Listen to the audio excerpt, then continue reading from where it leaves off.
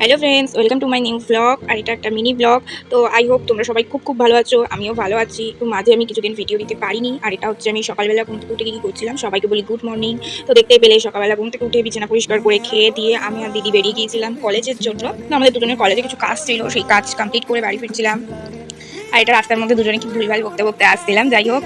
তো এরপর দেখো বাড়ি এসে ফ্রেশ হয়ে আমরা বাড়ি আস্তে আস্তে পুরো ভিজেই গিয়েছিলাম। তারপরে বাড়ি এসে ফ্রেশ হয়ে খাওয়া দাওয়া করে আর আমি বসে পড়েছিলাম আমার মেকআপ ক্লাসে, একটা পরীক্ষা আছে তো তার জন্য খাতা রেডি করতে। আর এখানে আমি কাজটা করছিলাম। এরপরে দেখতে পাচ্ছি খাতাটা কেমন হয়েছে সবাই কমেন্টে জানিও।